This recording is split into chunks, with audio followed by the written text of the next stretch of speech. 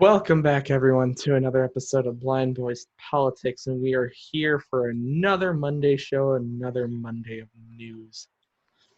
Nick, Yes, Chris. it's Saturday, okay? Well, for us it is. For the It feels like a Monday morning as we're recording this. That's all I'm gonna say. Oh, I don't know what you mean. Right now, it just feels fantastic, fandibblyastic, my friend. I just fell. It was such a gentle slide. Okay, We're on top. We're on top of our game, guys. we're on Promise. top of the world. Promise. No, I feel great right now. Here for another round of news. Like, And, it's just one of those days that. Chris, can you believe it? It's almost Halloween already. Ugh. Why can't Governor Cuomo just cancel Halloween so I don't have to have an excuse? Like, I won't have to come up with an excuse not to leave my house. I know when Halloween comes next week, I'm not doing anything as far as I'm aware. I'm just gonna sit at home And cry. and cry. Can we cry together, buddy? The normal daily routine. Pretend like it didn't even happen. Exactly. But you know what did happen? What happened? Amy Coney Barrett's confirmation has been fast-tracked. Yeah, it has. Things have been moving pretty quickly with the whole process. And the nomination was advanced with a 12-0 vote. So you might be thinking, well, wasn't there more committee members than 12 because it was a 12-0 vote? Well, yes, but the Democrats, they all boycotted the vote, and what they did was they put photos of people in their chairs of people that would lose their health care if Amy Coney Barrett got rid of the option for pre-existing conditions. That was their attempt to slow down the confirmation process, but it didn't work. No, not in the slightest. The Senate leader, Mitch McConnell, has stated that that the nomination is going to be going to a full Senate vote today. And she only needs the majority to say yes. And at the moment, the Republicans hold the majority of the Senate. And of course, she was, obviously nominated by Trump, so she's being supported by the Republicans. Therefore, it's likely that it will pass. And if it does, it will pass in early November. Just a little bit of fun facts for you. Nomination to confirmation, it roughly only took 30 days. The shortest one happened several times. It only took one day, and that was between 1862 and 1941.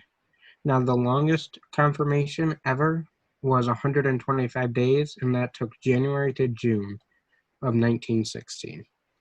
But yeah, so that's essentially what we've got there. It's been a pretty straightforward process. Obviously, there's been debate on whether she should be sworn in right now because it has all happened so close to the election. There are people that have been saying, and I'm pretty sure we've even stated on this show that these debates have been going on that some think that she should have been sworn in after the election. Let the people decide who they want as president first, and then let a nomination happen.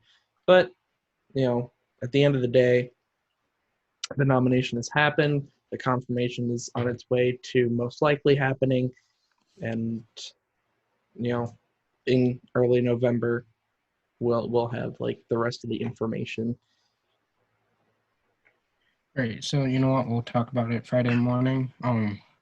With the vote saying yes, I'm sure it will, but we'll have the numbers on that. But just to change gears a little bit, early voting, and it's not just any early voting. The early voting has shattered records. At the time of recording, over 53 million people have already um, sent in their ballot or voted. That is about 40% of the total number of the 2016 election. That includes early voting and the day of voting of the 2016 election. Now, I mean, of course, counties and states are still like they're preparing for a huge turnout for voters when November 3rd does come around because they're still expecting a huge number of people to go and vote still. Now, to compare it to the 2016 election, about 138 million people voted in 2016, and that was only 58% of eligible voters. Now, I found this kind of interesting because I was curious what was the highest turnout rate, and that was in the year of 1876, and it was 82.1% of the population voted. So that's a big difference between 58 and 82. Yeah, just a tiny bit. You're looking at a 24% difference, which just encompasses so many people when you look at how many people, are eligible to vote in this country. So the moral of the story there is if you're still able to register to vote, register to vote. And if you are registered to vote, make sure you do vote. Right. As we've talked about on this podcast, and, as many people know already, there's this theme and this idea going around in the kind of the modern day for the past number of years that we don't have as much of a voice as we think when we go out to vote. However, if enough people just shed that mentality and actually go and actually they go actually vote and do cast a ballot, that can change that entire theory. That can debunk that entire theory. It's so important to go out and vote. Doesn't matter who you support. Doesn't matter, what the circumstance. Just go vote. Your voice does matter.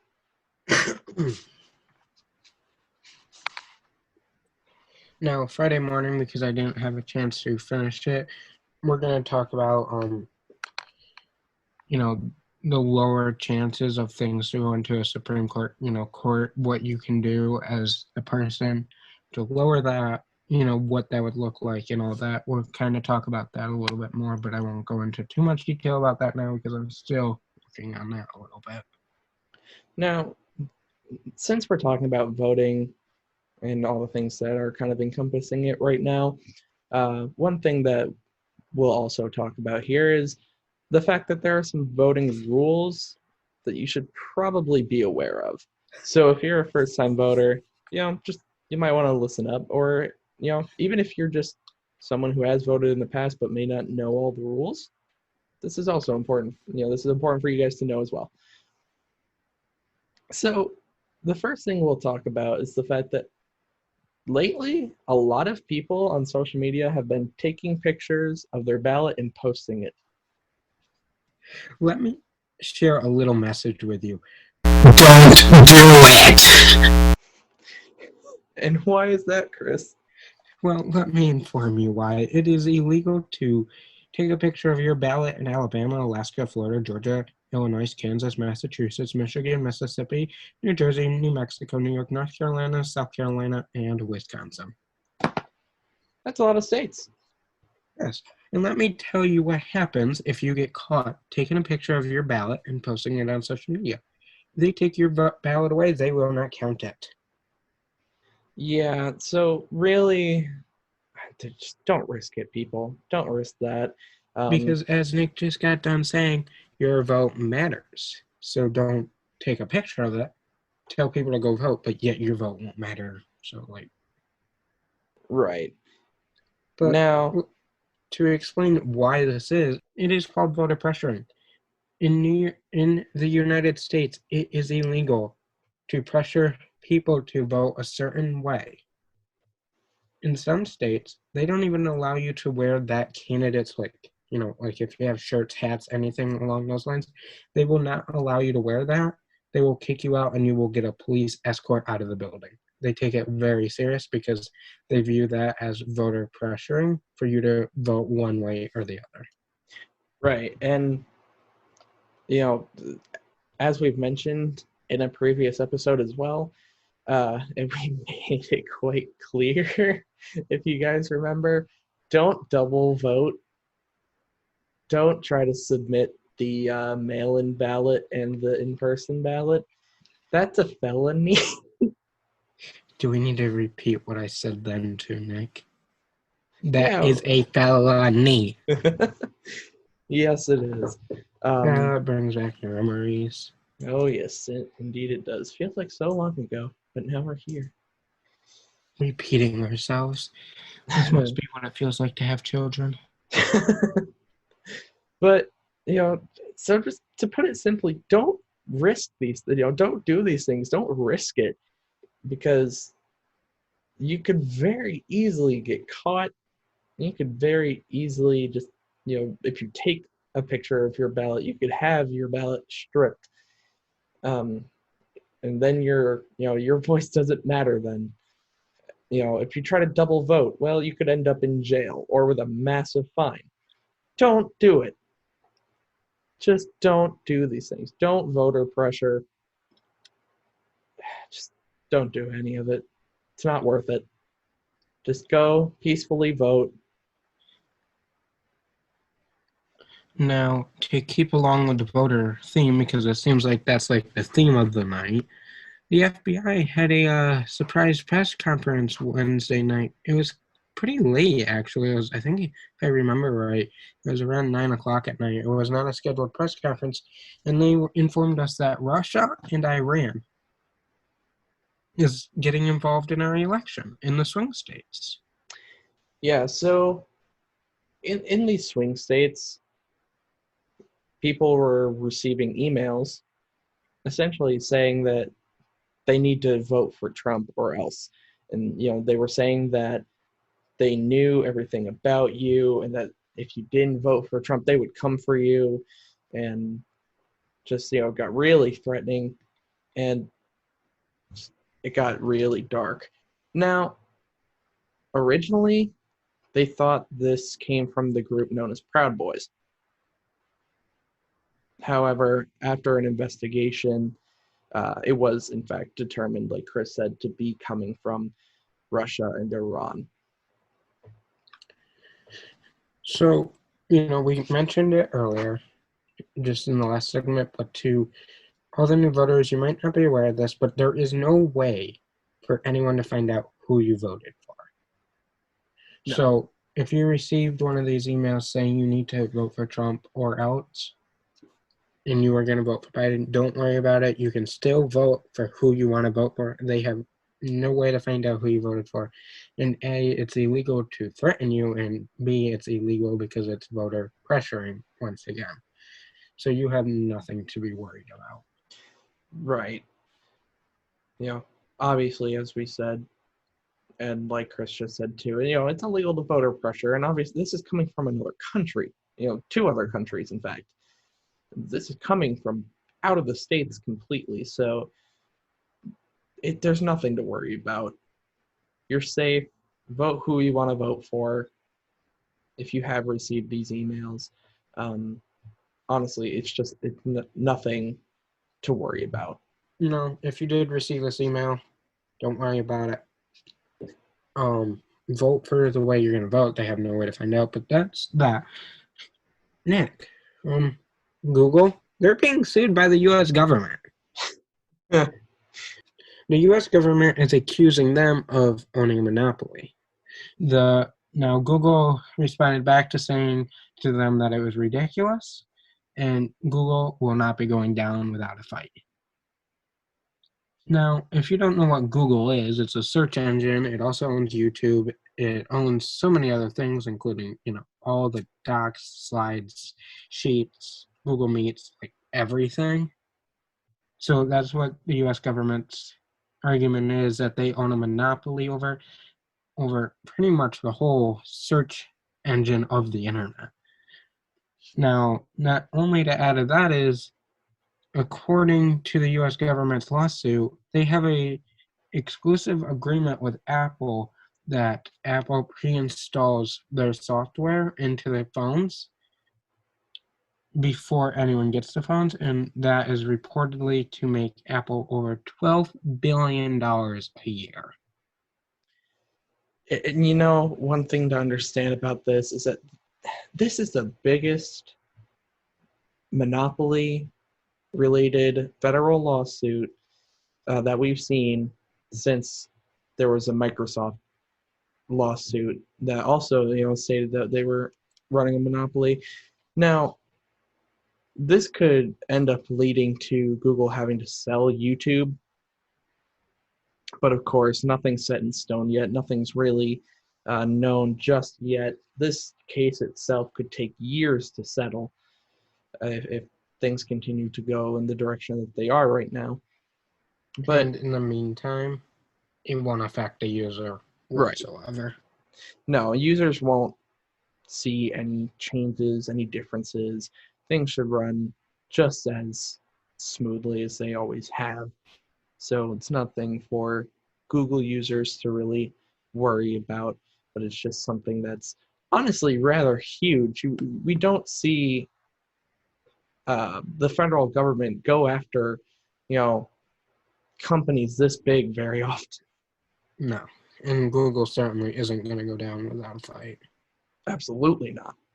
And you know what, Nick? That's a good thing that it won't affect the users day to day for probably, like they said, years, because this podcast would be in itsy bitsy trouble because that's how we run our podcast is through Google. Well, yeah. Well, you gotta and that's think. how most businesses run their businesses now, through Google. You gotta, just kind of stop and think about how many people use Google services, whether it be using the Google search engine, whether it be using things like Docs, Sheets, Gmail, all that kind of stuff. Just the simplest little things. Millions upon millions of people, if not billions, honestly, of people use it every day. So, if this was going to It's going to be see, a big lawsuit. yeah, if this was going to see like day-to-day user changes, oh dear God, the world would explode. I mean, business. Think about it. I'm sure a lot of companies had to switch over to their old software programming to now Google when everyone had to start working remotely. Oh yeah, absolutely. So these companies that are still working remotely, if this was going to something that was going to affect, let's say, Tuesday morning, a lot of people would be scrambling right now. Yep, absolutely. Honestly, the world would be in chaos. Even more chaos than it is. Yeah, exactly. But that's all we have on that right now. We'll certainly stay up to date on that story. Yeah, because this isn't going away. This isn't just going to disappear. I don't believe anyway. Well, what do we know? Yeah. We're just two little news anchors. With a dream. Now, some crazy news. A man was recently arrested for allegedly plotting the murder of presidential candidate Joe Biden. That's crazy. It's crazy. It's absolutely insane. We don't see things like this often, but yeah, 19-year-old Alexander Hillel Treisman was arrested for for multiple things, honestly. He had child pornography. He had posted online about killing Biden. And, I think what is even craziest is it's a 19-year-old. He just destroyed his life right there. Oh, absolutely. But not only that, under investigations, they found photos of mass shootings on his phone, memes on his social media of killing Joe Biden, and court documents show he has interest in mass shootings, that he is very interested in them and has done tons of research on them. They also found swastikas drawings in his van. Yeah, now, mind you, he drove within 4 miles of Joe Biden's home after purchasing an AR 15. So this is, of course, being treated as a threat. Now, this came, this isn't just coming out of the blue, even, because this is just coming after, this is coming soon after a man was being arrested for leaving a note about beating up Biden and Harris. The Now, the FBI is saying that all threats towards government officials this year have all been threats anti-government, overthrowing the government sort of reasons why they were threatening these government officials. Now, while this whole thing is being treated as a threat, right now the only charges placed on Treisman were the child pornography charges. Right now, they don't have any other charges that they can place on him. So they're just trying their best to hold him for that until, you know, either they can just nail him on that charge or maybe something else will come up down the line, especially after, finding the swastikas and the AR-15 and all of that stuff. This is obviously an ongoing investigation, especially with someone high level of Joe Biden. And with that being said, the judge has ordered him to remain behind bars while this is being investigated. Which, that you have to. You have to, because, like you said, with someone as high profile as Joe Biden, and this kid had just purchased an AR-15 and was driving within 4 miles of his house. Oh dear That's God! a little suspicious. Just a tiny bit. When you have evidence that shows his interest in mass shootings and all of that, you have to treat him. It's one of those situations where you have to treat him as dangerous. So, keeping him behind bars is probably the best choice by the judge right now. And of course, that's another case that will have updates as time goes on. Now, just to throw in there, him and his lawyer are denying everything and saying that he has a mental illness, Asperger's, and that they're just denying all charges at this time. So, like I just said, this case will be ongoing. The investigation will be ongoing. So, if there's any major update to the whole thing, we will, of course, let you guys know about that. But, well, that is the end of this Monday news pile full of news. What a way to end it, too. Yeah, I was thinking that when we were talking about this should have not been at the end. Well, sometimes your last story can be your biggest story, your main course, let's say. But this was certainly an episode that was all over the place. Sometimes it seems like we stick in certain areas, but we kind of bounced all around today. But when you have a lot of major news from a lot of major different areas, a lot of major different fields, of course we're going to bounce around a little bit. The most important. Of course. But that is it for the news. Let's get into next favorite segment, Dumb Lost. And the law I have for us today is exactly why this is my favorite segment. But Chris, would you like to go first? No, Nick, you can go first since you're giving a good news story this week. All right. So, for my law, we're going to go to Connecticut. So, the law essentially states that a pickle must be able to bounce for it to be considered safe to sell. Now, I have info for this.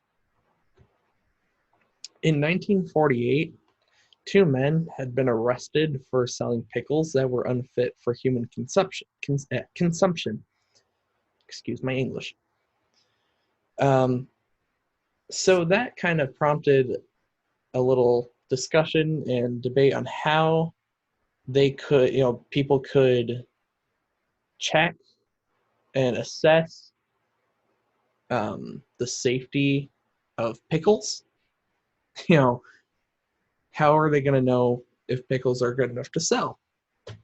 Well, the answer they came up with was that pickles must bounce for them to be legal to sell. Now, of course, the pickles that these two men back in 1948 were trying to sell did not bounce, so they were arrested and Son of fined. a gun. And the pickles were destroyed. Well, that's rude. I would have still ate them. Like, a pickle's a pickle. Like, Let me eat my damn pickle. could you imagine having to take every pickle you make and testing to see if it bounces? I wouldn't have the patience for that. I want to know if this law was, I mean, since these two men were arrested and like their pickles were actually destroyed, I kind of wonder if this was actually upheld for a while, and if so, if it's still held up, if it's still upheld to this day. Well, Nick, that will be discussed in our new Wednesday show. Woo! But can I please tell you my dumb law, because I like my dumb law. All right, go for it. Now, with Halloween, is it this weekend? Yes. Yeah. With Halloween this weekend, this isn't the dumbest law out there, but it's a Halloween law, so I figured, why not throw it in there? And before I tell you this, I kind of see the point of it. But it's kind of dumb. In Delaware, trick-or-treating has strict times that you can go trick-or-treating. You can only trick-or-treat between 6 and 8 p.m. Unless it falls on a Sunday, then you have to trick-or-treat on the 30th between those times. What?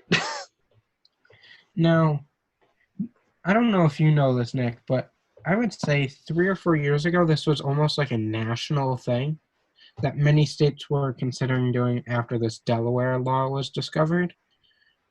And the whole idea with it, the whole idea was that it's younger children that are going trick-or-treating.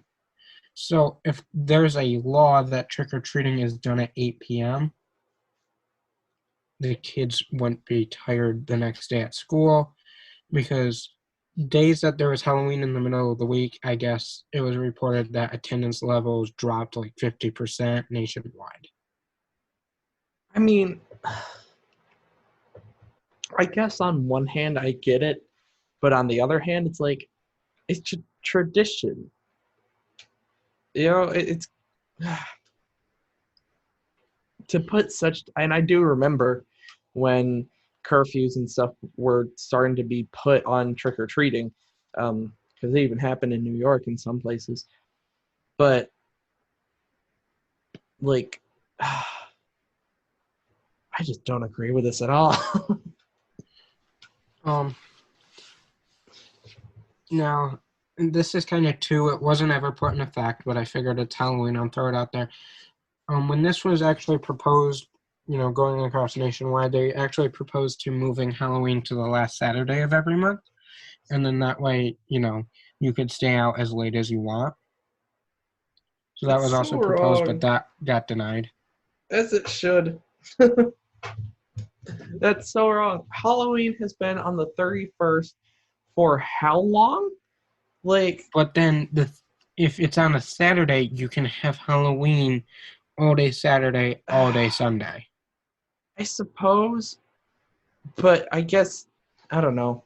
I don't know why I'm like bothered by the loss of tradition of Halloween, like in the date, but for some reason that Well, it's bothers really me. not losing the tradition of it because if it's Saturday, there is no law saying you have to turn off your lights at 8 p.m.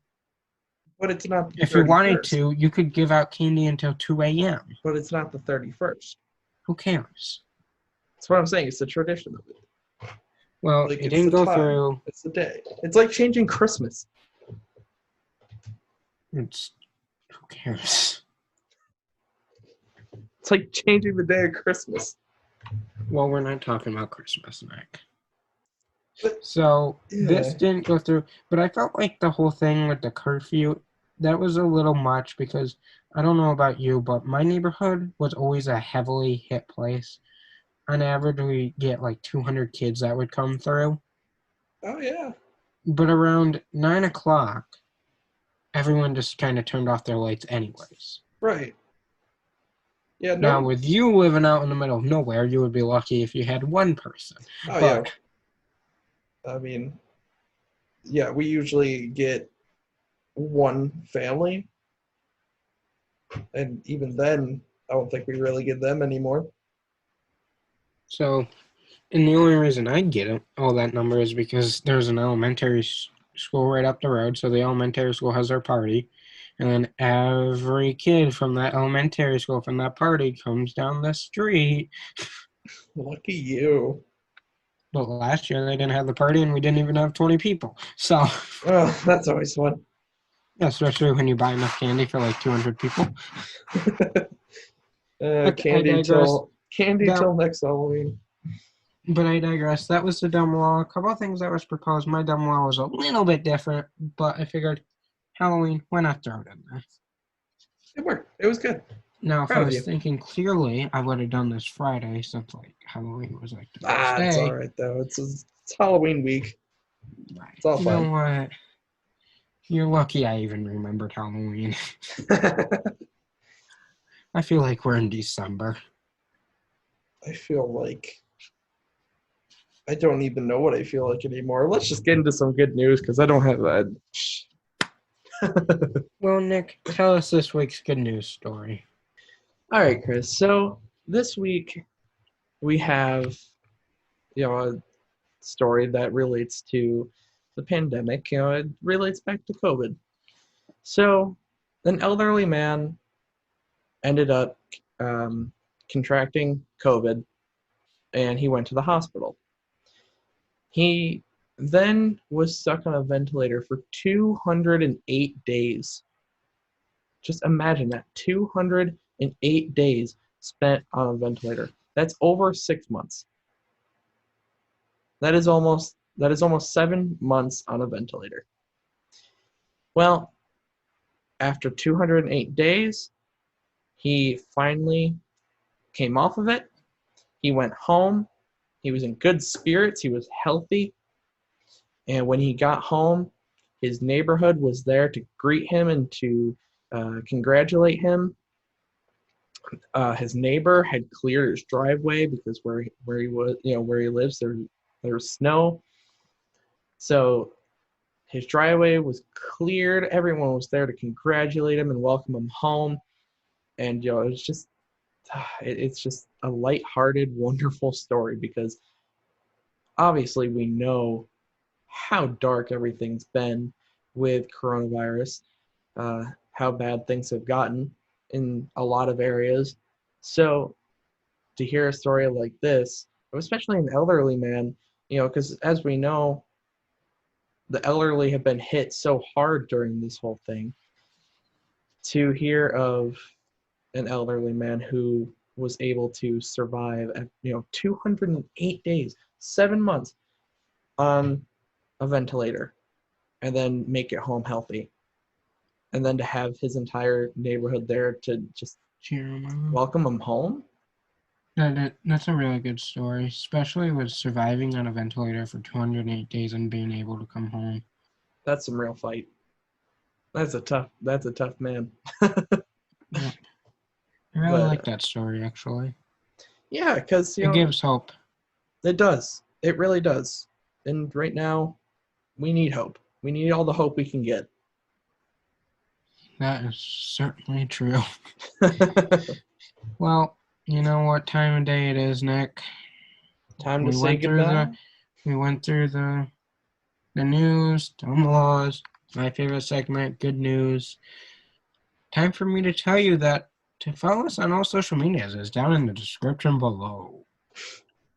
So make sure you go follow us on Twitter because there's never a lighthearted moment on Twitter. Um, Follow us on our main Twitter account for news updates, and if, like we mentioned before, if there's a news story that you want us to cover that's in your particular state or nationwide, DM us and we'll talk about it in our next episode. But until Wednesday for final our final failed election. 17 weeks, we've reached the end. Final failed election, and we'll be back here Friday morning.